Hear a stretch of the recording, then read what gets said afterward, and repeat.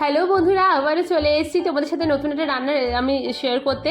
রান্নাটা অবশ্যই প্রথম থেকে শেষ অবধি দেখো, আর অবশ্যই জানিও কীরকম হয়েছে, তোমরা বানিয়ে অবশ্যই দেখো। খুব টেস্টি অ্যান্ড কী বলবো, ইজি ট্রিক। হঠাৎ করে বাড়িতে কোনো গেস্ট চলে এসলে অনায়াসে তোমরা বানিয়ে খাওয়াতে পারো জিনিসটা, কোনো বেশি টাইম লাগে না, কিছু না। তবে এই জিনিসটা করতে মানে কিছুটা ট্রিক্স লাগে, সেই ট্রিক্সগুলো তোমরা দেখে না, তাহলে খেতে খুবই টেস্টি হবে। তবে জিনিসটার নাম খুব একটা আমি জানি না, মানে বানাতে পারিনি, যেহেতু এটা আমার মানে নিজে থেকে বানানোর রেসিপি, তাই আমি নামটা ঠিক বলতে পারিনি। যাই হোক, তোমাদের যদি মনে হয় এই নামটা ভালো হবে, সেই নামটা অবশ্যই কমেন্ট করে আমাকে জানিও। দেখো, আমি কিছুটা লঙ্কা কুচিয়ে নিলাম, আর কিছুটা ধনেপাতা, আর এই যে গ্রেট করে নিলাম আদা। এরপর আমি ফ্রাইং প্যান চাপালাম গ্যাসের মধ্যে ফ্রাইং প্যান চাপিয়ে 1 কাপের মতন জল দেবো। 1 কাপের মতো জল দিলাম। এই রান্নাটা খুবই টেস্টি হয়, তোমরা অবশ্যই কিন্তু বানিও। আর 1 চামচের মতন পুরোপুরি তিল দিলাম, আর কিছুটা জোয়ান দিলাম, সামান্য পরিমাণে জোয়ান দিলাম। আর এর মধ্যে পড়বে গ্রেট করা আদাটা। এটা এত মানে তাড়াতাড়ি হয়ে যায়, তোমাদের কি বলবো, গেস্ট আসলে সচরাচর মনে হয় কি খাওয়াবো, তো তখন এটা অনায়াসে বানিয়ে খাওয়াতে পারো। আর দেখো, ধনে পাতাটা দিয়ে দিলাম। এবার ভালো করে ফুটে দিতে দেবো জিনিসটার মধ্যে। খুব একটা ঝামেলা নেই, জিনিসটা ঘরে সচরাচর এই জিনিসগুলো প্রায় থেকে থাকে সবাইকার। তোমরা এটা দিয়ে অনায়াসে করতে পারবে। সামান্য পরিমাণ নুন দিলাম, তোমাদের টেস্ট অনুযায়ী দেবে নুনটা। সামান্য পরিমাণ হলুদ দিলাম।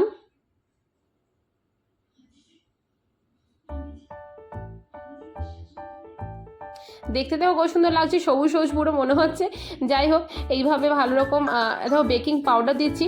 এইরকমভাবে তোমরা জিনিসটা বানাবে, অবশ্যই টেস্টি হবে। আর দেখো, ভালো রকম এটাকে গুলে নিচ্ছি। গুলে নেওয়ার পর এরপরে দেখো, মেন জিনিসটা হচ্ছে তোমাদের ঘরে যে মানে আটা বা ময়দা থাকে, তাই দিয়ে তোমরা বানাতে পারো। তেল দিচ্ছি মোটামুটি 1 চামচের কাছাকাছি।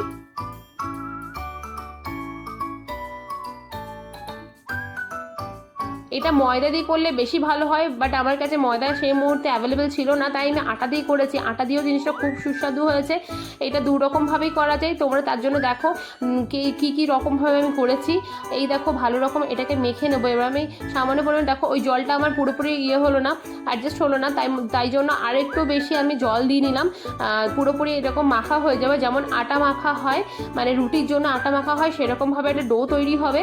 ডোটা খুব বেশি শক্তও হবে না, জাস্ট ওই রকম টাইপেরই হবে। এটা ঠান্ডা হতে দেবো কিছুক্ষণের জন্য। ঠান্ডা আমার হয়ে গেছে, দেখো মোটামুটি 10 মিনিটের জন্য রেখে দিয়েছিলাম আমি।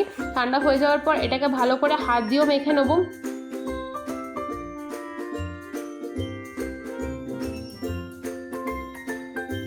এরপর দেখো, ওটা মাখার পর হাত দিয়ে কিছুটা আমি ভালো করে মেখে নিলাম। তারপরে এর মধ্যে আলু গ্রেট করে দিচ্ছি। অবশ্যই সেদ্ধ আলু হতে হবে এটা, কেননা সেদ্ধ আলু ছাড়া এই জিনিসের টেস্টটা আসবে না। আর কাঁচা আলুতে দিলে কেমন কাঁচা কাঁচা গন্ধ উঠবে, তাছাড়া আলুটা ভালো রকম সেদ্ধ হবে না। তাই সেদ্ধ আলুর সাথে ভালো রকম জিনিসটাকে মিক্স করে নেবো। তার জন্য পুরো আলুটা গ্রেট করে নিলাম। তোমরা চাইলে স্ম্যাশও করে নিতে পারো, যেহেতু এটা স্ম্যাশ করার সময় অনেক সময় দেখবে যে মানে গোল গোল একটুখানি পোর্শন থেকে যায়, ভালো রকম পুরোপুরি স্ম্যাশ করা যায় না। তাই ভালো রকম গ্রেট করে নিলাম, যাতে পুরোটা ভালো রকম স্ম্যাশ করা যায়, মানে মাখা যায় এর সাথে। সেজন্য এটা ভালো করে মাখতে হবে। এরপর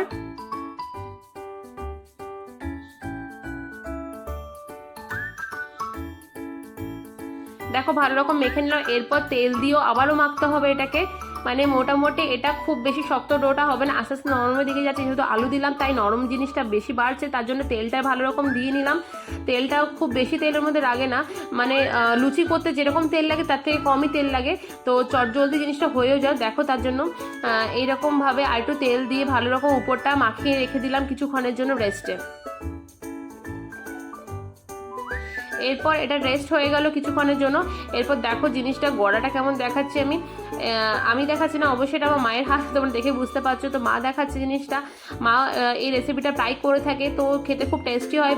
বললো যে যারা তোর দর্শক বন্ধুদের সাথে কিছুটা শেয়ার করে নি, তোর বন্ধুদের সাথে কিছুটা শেয়ার করে নি, সেই জন্যে এইভাবে বানিয়ে রেসিপিটা দেখালো। দেখো, এরকমভাবে চ্যাপটে চ্যাপটে ভাবে গড়ে নিতে হবে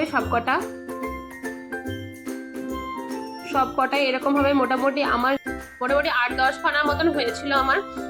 তো দেখো এরকম ভাবে সব গড়ে নিতে হবে।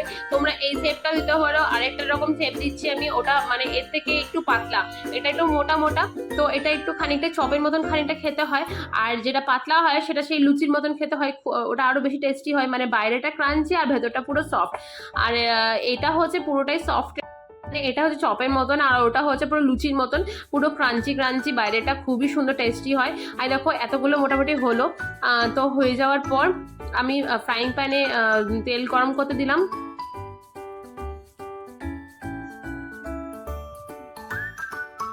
তেলটা গরম হয়ে গেছে আমার। এরপর আমি এক এক করে সমস্ত রকম জিনিস, সমস্ত রকম যেগুলো করেছিলাম গড়েছিলাম সেগুলো দিয়ে দেবো। দেখো প্রথমে চেক করে নিচ্ছি তেলটা গরম হয়ে গেছে কিনা, দেখলাম না বেশ সুন্দর ফুলে উঠেছে, মানে তেলটা ভালো রকম গরম হয়ে গেছে, এরপর আমি ছাড়তে পারি। সেজন্য আমি এক এক করে এটা উঠিয়ে নেওয়ার পর এক এক করে সমস্ত রকম যেগুলো গড়েছিলাম সবগুলোই দিয়ে দেবো।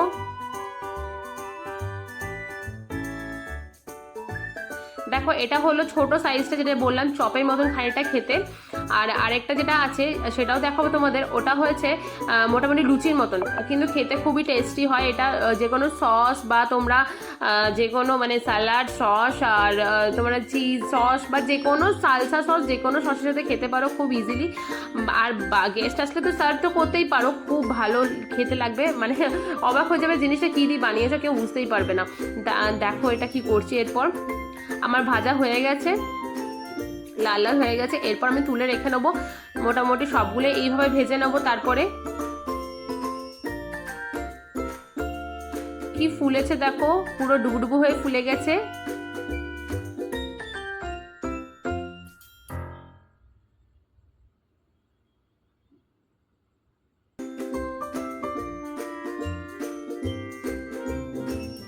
আমার সবগুলোই মোটামুটি ভাজা হয়ে গেছে, ভেজে রেখে দিয়েছি আমি। আর দেখো এটা হয়েছে একটুখানি চ্যাপটা, যেটা বললাম, আর এটা অন্য শেপে, মানে একটুখানি লুচির মতন। এটা খুব ক্রাঞ্চি হয়েছিল, বাইরেটা খুবই টেস্টি হয়েছিল। আর আরেকটা যেটা দেখলাম সেই চপের মতন খেতে হয়েছিল, কিন্তু এটা নামটা অবশ্যই আমি মানে মাথায় আসছে না কি দেবো। তো যেহেতু এক্সপেরিমেন্ট ডিশ, এটা কমেন্ট করতে অবশ্যই ভুলো না। হ্যাঁ জানি ওটার নাম কি দেবো। আজকের জন্য এই পর্যন্তই।